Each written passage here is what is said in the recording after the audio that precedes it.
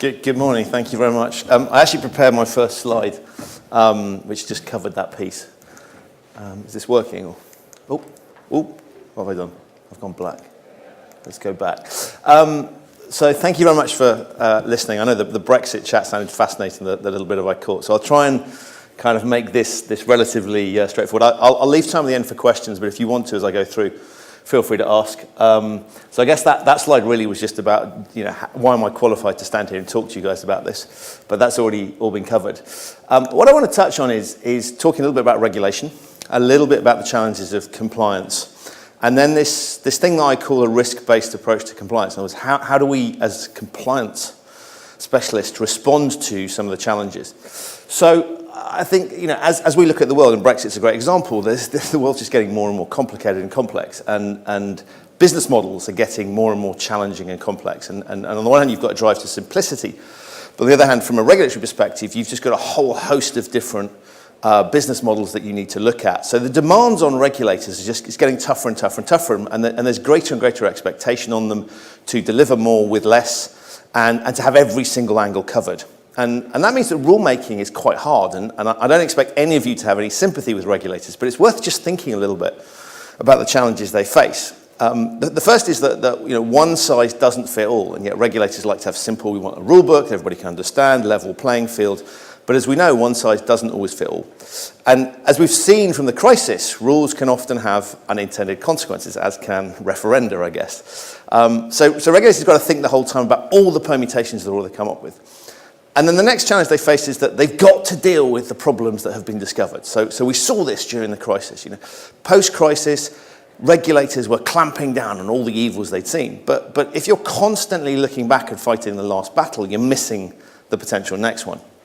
The next challenge you've got is spirit versus letter of the law, which is really about saying, what the rules say may not fully capture all of the nuances of it, and how do you communicate that, and how do you as a regulator ensure that people aren't just looking at the letter of what you say, but actually the underlying piece. And then the final thing is that the more you try and regulate, the more people will engage in arbitrage, and so you have to be mindful of that in terms of how you approach it. So it's not easy for them. As I say, I'm not expecting any sympathy, but it's a challenge.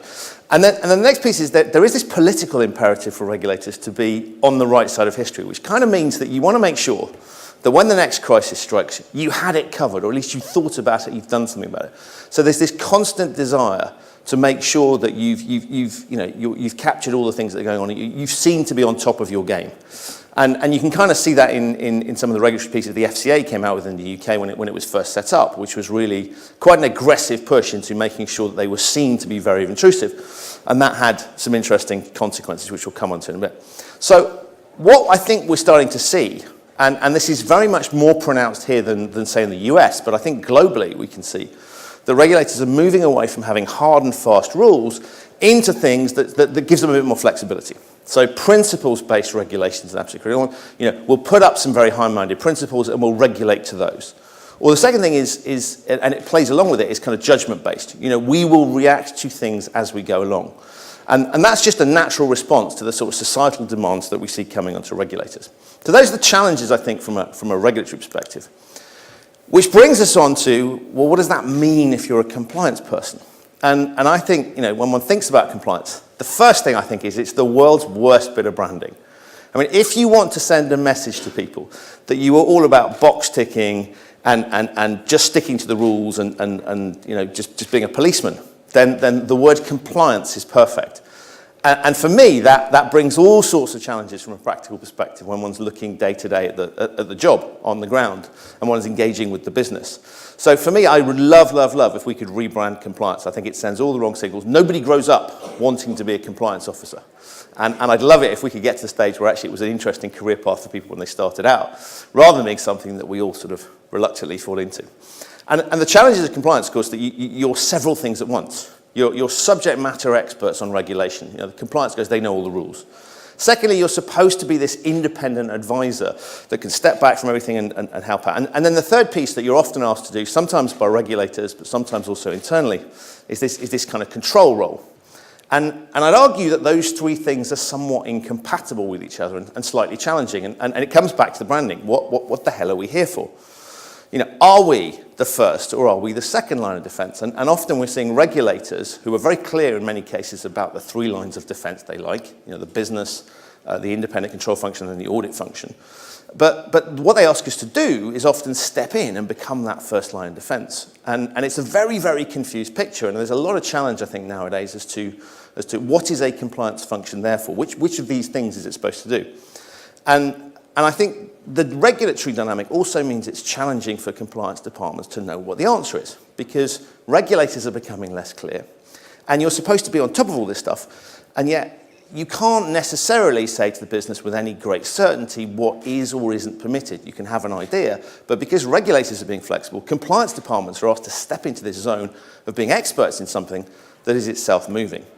And then the final challenge, I think, for compliance is that you've got this increasing expectation on the part of business, on the part of regulators, that the business will take ownership. The business needs to own the risk. The business needs to manage itself. The business needs to understand this. And some of that subject matter expertise is kind of being sapped away as the business takes responsibility for things like conduct risk. So I think being in compliance at the moment is really, really, really tough. Now, I like to think about compliance and rules in very simple terms, simple kind of guy. And for me, I always think about speed limits when I talk about these things. And what I think is interesting is if you look at the evolution in kind of the way we think about managing risk on the roads, there's an interesting kind of parallel with where we are. So you start from the very simple piece. So on the left-hand side, you've got a traditional speed limit, which when you think about it, is basically an attempt to say, we think for the average vehicle in average conditions that 50 miles an hour, 50 kilometers an hour, not quite sure where this was taken, is the right answer. But of course it's not. And the level of enforcement around that rule can change. Sign outside a school, the enforcement levels the police are likely to be interested in is much greater than if you have a road out in the country.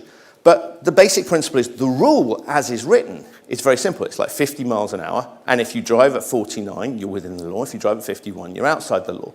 And it's a very simple, primitive piece of analysis. And that's kind of how I think historically rules have been looked at, which is just, we'll put a rule out there, you must comply with it, and that's that. And then if you look as we've evolved over time, France is a great example. They've actually been a little bit more sophisticated in the way they have their motorway limits. So it's 110 kilometers an hour if it's raining, and 130 kilometers an hour if it's not.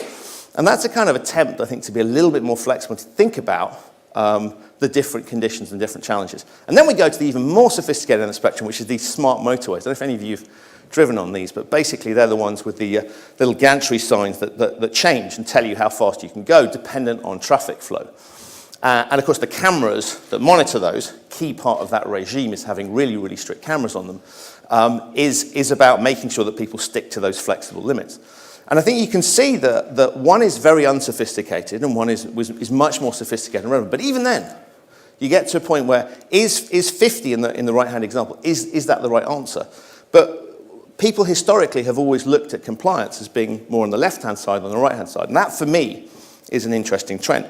Now, regulation is starting to move in that direction, but it's actually nothing new, because you'll have heard in my intro, I worked at the Takeover Panel for a short period of time. It's a very interesting body, quite a British institution, which is one largely staffed by secondees, so it takes people from the industry and puts them into a regulatory capacity. And the principle there is that you bring a bit of reality, and it's almost peer group regulation. But what I really found fascinating about it when I was there is that implicit in the way they regulate is they have an ability to disregard rules that they don't think are appropriate. So if in a given situation, the Takeover Panel determines that a specific rule that they have put in place would, in its application, not deliver the objective that they want it to deliver, they can disregard it. And you'll see that it says, the panel may derogate or grant a waiver to a person from the application of a rule, provided in the case of a transaction, the rule subject to requirements to take a panel, that the general principles are respected, either in the circumstances set out in the rule or in other circumstances where the panel considers that the particular rule would operate unduly harshly or in an unnecessarily restrictive or burdensome or otherwise inappropriate manner. Now, that for me is fascinating. And this was created in the I'm going to make this up now, I think 1960s. And I think that's a real glimpse of where regulators are going to have to move to themselves. Because this sets out and basically says we have some principles, which is equality of treatment of shareholders and various other simple principles. And yet they've said we recognise that the rules that we have written may sometimes not work. And they just allow themselves that ability to flex out. Now, when we talk earlier about the challenges of being a compliance officer, in that world, it's really challenging.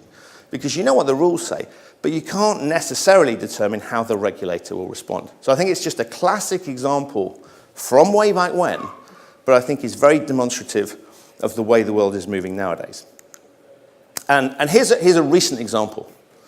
My former colleagues at the FCA, the Financial Conduct Authority, they recognized that there was a problem. And that problem they saw was that fund managers basically were engaging in what they called lavish hospitality. So the logic was quite simple, which was you were trying to protect fund holders, so ultimately pensioners, for example. And there was concern that fund managers were inappropriately using hospitality. And so one way you could have dealt with that is to sit there and say, well, we'll create a rule. We'll sit there and we'll work out what rule we think should be in place. And we'll put a rule in place, we'll put a limit on that. And actually they didn't do that. What they did instead was they made a statement. And I say made a statement because they didn't put a new rule in place.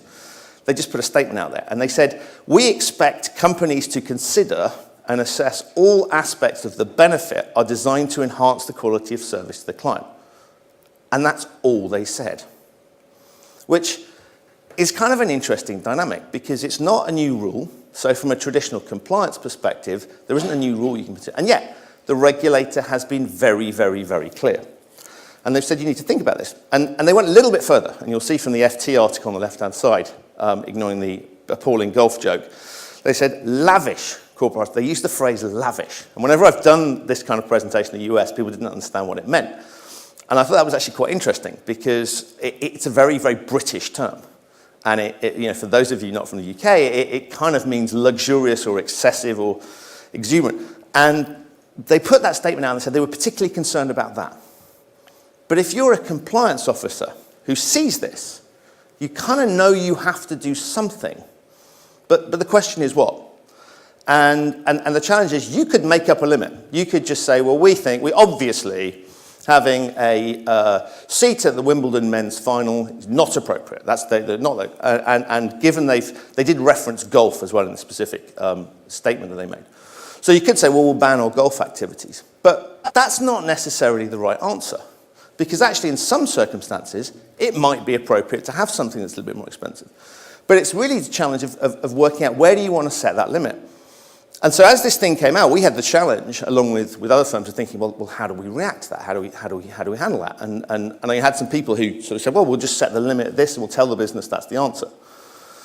And we realized pretty quickly that wasn't a very intelligent place to be because, as is often the case with compliance, if the moment you set a limit yourselves, you become the risk taker because you have said to the business, look, the way you can stay within the rules is if you stick within this limit. And in this case, as you can see, that just doesn't work. So we thought a little bit about it, and we thought, actually, it's a decision that we can't take. And how do we put ourselves in the strongest possible position? So the approach that one could adopt in this situation was the one we went for, is basically we turned around to the business. And we said, look, welcome to the brave new world. This is about you guys taking responsibility. And we said to them very simply, you need to work out where you want to be. What is your risk appetite? And I intentionally use those words because that, for me, is what this is about. This is about saying we don't have all the answers and we need to set a risk appetite the firm is prepared to live to. And so we put it straight back onto the business and said, you guys work out where you come. Now, for a compliance officer who has spent their whole career pulling the book, knowing the book, being able to read the rules, and this is terrifying territory. Absolutely terrifying because you don't have the expertise. And for the business, it's even more terrifying, right? Because they've got this compliance function that is supposed to be able to tell them what to do. And yet, with that, we can't. And I think when one looks at this particularly, it's pretty smart regulation because, as I was saying before, what the FCA has basically done is, one, acknowledge there's a problem. We said something, we told them.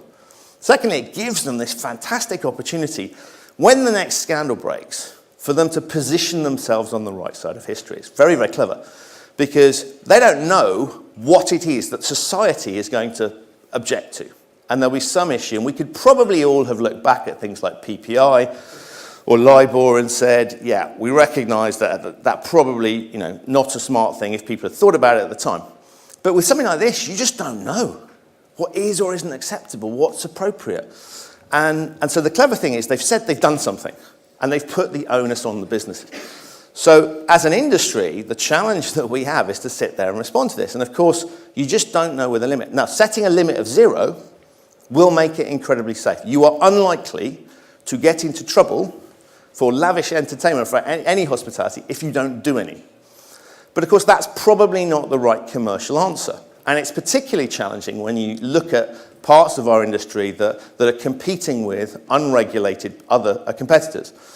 And those unregulated competitors won't be constrained by any of this. So clearly, one has to think about what's the commercial imperative. But the brilliant thing about this is actually, wherever the regulator decides to position itself, ultimately on this issue, if you have run it through the business, what you've managed to do is to say, this is a statement as to what we believe in. You didn't give us any clarity. So what we did is we took it, we thought about it, we gave it due consideration, and this is the answer that we have come up with.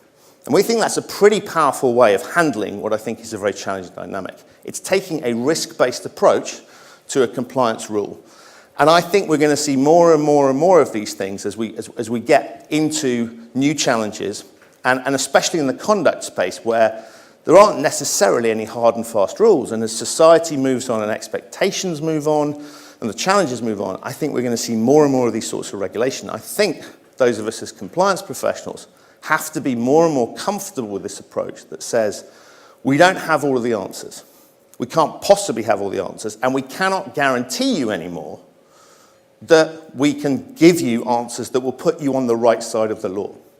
But what we can do is equip you and put you in the best possible position to take that decision. Now, that's a real recalibration of what the role of the compliance officer is, and that requires the business to accept that. And of course, in the context of having built up massive compliance departments to deal with the weight of regulation, the very idea that you turn around to the business and say, well, I've got this massive army of people, but we don't really have the answer over to you guys, is pretty unpalatable and pretty uncomfortable. But I think it's a reality that we're all going to have to face going forward. So when we look at that, I look at that and say, that is a risk. And that's not just a risk that the regulator takes a call on it, but actually also, especially in the asset management space, when you think about clients who will see this and who are getting more and more power and more transparency around our costs, the pressure on getting this kind of thing right is getting tougher and tougher.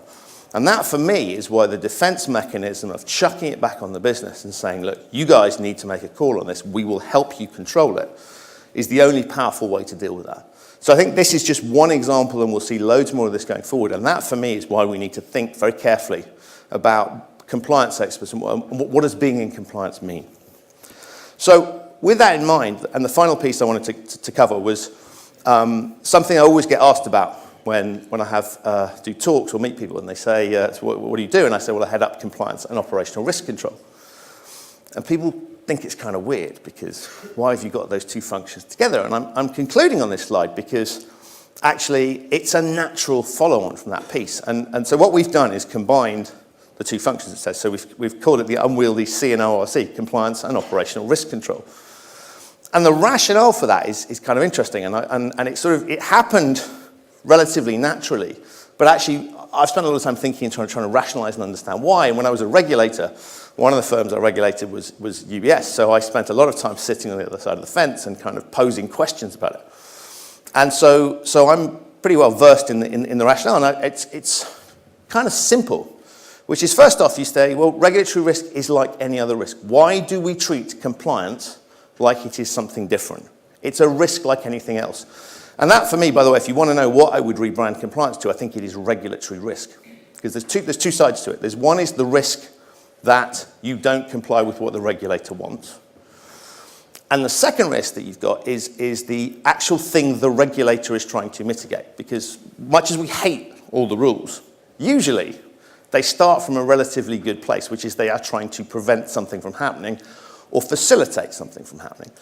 But often it gets lost in translation, and the one-size-fits-all thing doesn't quite work. And so you end up with when I look at it, it's two things you're trying to do in a compliance perspective. One is keep the regulator happy. And the second thing is actually mitigate the risk that they are trying to mitigate. And that's a double-edged piece. And that's much easier to do if you have the compliance function sat within the risk function. The second reason I think it's really powerful to have them together is what I term contagion. Because we've seen that the days of a misdemeanor followed by a fine, followed by issue being closed, are rapidly disappearing. And I would argue nowadays that the biggest risk firms face isn't the start point of we might get a regulatory fine or sanction, but is actually that knock-on thing, which is it will be publicized and everybody will be aware of it. And so you have this contagion issue of a fine is just the start point and you have no idea what the reputational knock-on consequences are.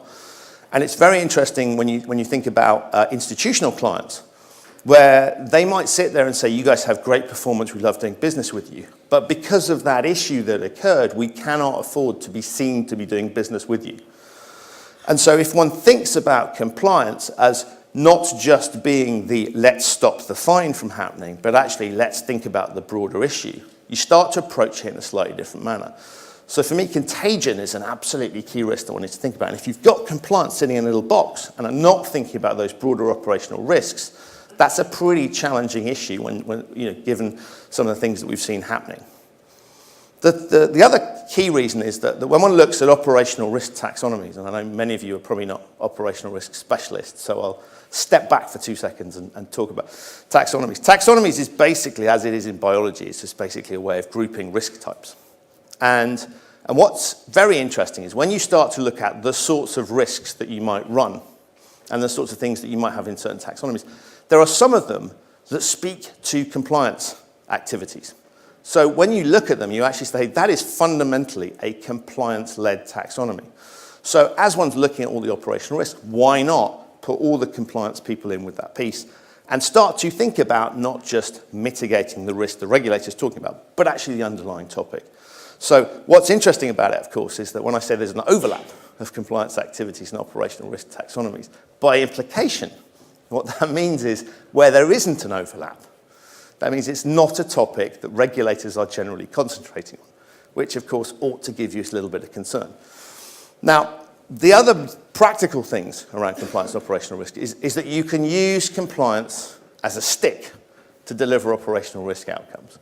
So one of the things I mean by that is if I turn up as a risk person and I start talking about risks that we're running and the challenges we've got, it's kind of easy to ignore me if they want to. If I turn up as a compliance person and say that there are regulatory concerns around this topic, suddenly the focus shifts absolutely massively. So one of the tricks that you can use this for is to mix your hats. And so I can have an operational risk discussion, but I put my compliance hat on and I walk around. And it's amazing the impact it has. And just some of the language that one is able to use when one has that regulatory interface in terms of dealing with operational risk issues makes it much more powerful. Then flip it around the other way. You can actually use the operational risk narrative to make compliance more relevant. And there was a good example of this the other day where some of my guys had produced this report on conflicts of interest. It's a major topic for asset managers. How do you manage the inherent conflicts of interest that you have? And it's a key regulatory focus at the moment. And they'd written these incredibly dull-looking reports. And it started off saying, we are required under rule blah, blah, blah, blah, blah, blah, blah, to analyse conflict of interest. So we've done that in this report. And then I flicked into the report and I kind of looked at it. And actually, what I realised very quickly, it's actually an operational risk deep dive. What they have done is identified an issue, gone in, targeted, looked at some reviews, and come up with some conclusions. Now, that was not in any way, shape, or form obvious from the report, and you kind of looked at it and thought, anybody receiving this, one, the word compliance, never particularly helpful, but you look at it, you think, this doesn't tell me anything. And yet, what they'd done is they'd identified areas of concern. And so what you can do with this as well is you can start to talk about, you take compliance issues and actually rebrand them as risk issues. And so actually what we've done with those particular reports is turn it around. And yes, of course we make sure we comply with the regulations, and of course we make sure we reference that in the reports that we do to keep our audit colleagues happy. But actually what we do is we talk about it as a risk. And we say we were concerned about the following things. We have therefore undertaken a review, and here are the conclusions. Now, that's not something, again, back to skill sets, that a traditional compliance person is necessarily going to be that comfortable with, because they are fixated on answering the question the regulator has set. How do we demonstrate to regulators we've covered this? And my argument and contention is that if we shift the thought process just a little bit, maybe 5–10% more work, but we tweak the way we address those issues, actually what we're writing is very powerful, very punchy risk reports. And it's actually great when you've got external people come in. When the regulator comes in, actually you say, yeah, well, we're required to do this by the rules, of course. But look what we found. And we're focusing on actual issues. So for me, using the language of operational risk and thinking in those terms as one goes through compliance exercises makes it much, much, much more relevant. And the final point, and it's the one I'll finish on, is really to say that when you think about compliance issues, we talked at the beginning about principles and judgment-based. If you approach it from a pure compliance perspective, and you just think about what do the rules say and how do you are highly likely to miss the spirit of the rules. You're highly likely to miss that secondary thing that the regulator is actually looking at. And I think what we have to do going forward is not just think about what have regulators said, but actually think really carefully about what are they getting at. And that's kind of what we've called the spirit of the rules historically. And it's looking through the regulatory piece that says, actually, there is a good reason why the regulators are thinking in these terms. We might not like the rules they've got in place, but we should recognize the risks that underlie the rules that are there. And so in order to do that, if you approach those rules with a compliance mindset that says, I will just read what the rules say, and I will make sure that we do exactly what the rules say, you are potentially missing the secondary piece, which is to say, what is the underlying risk they're actually trying to mitigate? So that's the kind of overview from our perspective as to why compliance and operational risk control is a good idea. That doesn't mean it's easy. And I think one has to recognize that in extremities, there are two different skill sets that one is trying to bring together. And it is difficult to get people who have set themselves up for a career in one to think about the broader piece. It's a really interesting challenge. But for me, when it works incredibly powerfully. So with that, thank you very much for your time. I've left a little bit of time to allow people to ask questions and challenge me on that. And I'm very keen to hear from people that don't agree with what I've said. But for now, thank you very much.